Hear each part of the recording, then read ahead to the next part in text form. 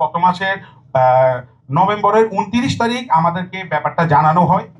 আমাদের বর্তমানে যতগুলো স্টক আছে এই স্টকগুলো শেষ না হওয়ার আগ পর্যন্ত এই এনএএ সিস্টেম যদি চালু হয় তাহলে আমরা যারা ব্যবসায়ীরা আছি আমরা বড় ধরনের ক্ষতির সম্মুখীন হব।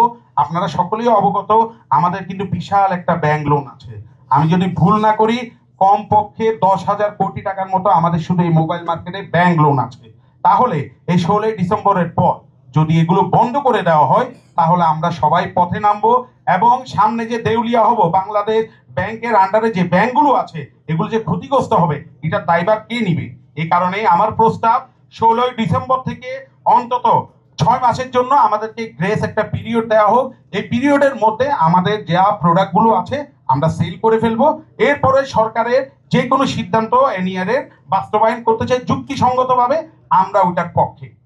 আরেকটা জিনিস করতে হবে, সেকেন্ড দাবি আমাদের এনওসি সহজীকরণ করতে হবে, ব্র্যান্ড অনুমোদনের বাধ্যবাধকতা বাতিল করতে হবে। এই যে আমরা এনওসি, আমাদের যে মোবাইল ইম্পোর্ট করার জন্য এনওসি বিটিআরসি এই জিনিসটাকে খুব জটিল করে রেখেছে।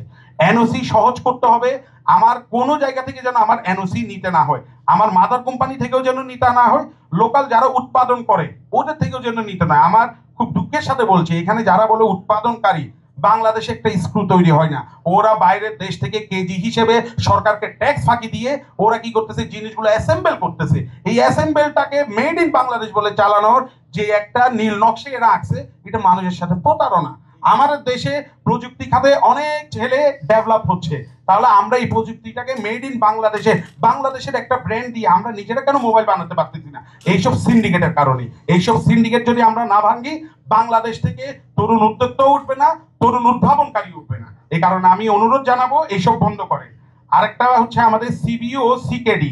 সিবিইউ মানি আমরা, সিকেডি মানি হচ্ছে যারা সংযোজন করে। এর ভ্যাট ট্যাক্স ব্যবধান যুক্তিসঙ্গত করতে হবে। কিরকম? 7% যে ট্যাক্সটা ওদের জন্য, আমাদের জন্য 57%, এই বৈষম্য আমরা কোনোভাবেই মেনে নিব না। ওদের 7% হলে আমাদেরকেও 7% করতে হবে, এটা হচ্ছে আমাদের দাবি। আর ব্যবহৃত ফোন ক্রয় বিক্রয় ও এক্সচেঞ্জের ডিভাইস আইএমইআইআর এর অন্তর্ভুক্ত প্রক্রিয়া সহজকরণ করতে হবে। আমি যেটা বলেছি আসলে রেজিস্ট্রেশন ডি রেজিস্ট্রেশন, এটা যদি সহজকরণ না করে, আপনারা জানেন আমাদের বাংলাদেশ এখনো অনলাইন পেমেন্টে কিন্তু এখনো অত বেশি ডেভেলপ হয়নি। তাহলে এরা যে অনলাইনে এগুলো রেজিস্ট্রেশন করতে বলছে, এই পেমেন্টগুলো এগুলো নিয়ে মানুষ অনেক ভোগান্তিতে পড়বে, যেগুলো নিয়ে মানুষ অনেক কষ্ট করবে। আরেকটা জিনিস হচ্ছে আমাদের যে প্রবাসী ভাইরা আছে, প্রবাসী ভাইদের কোনো প্রকার ট্যাক্সের মধ্যে আনা যাবে না। প্রবাসীদের সকল মোবাইল ফ্রিতে রাখতে হবে এবং এটার জন্য আপনারা কোনো প্রক্রিয়া যদি দরকার হয় আমাদের সাথে বসবেন, আমরা ইনশাল্লাহ আপনাদেরকে ফর্মুলা দিব। প্রবাসীর মোবাইলে 1 টাকাও ট্যাক্স ধার্য করা যাবে না, এটা ফাইনাল ডিসিশন।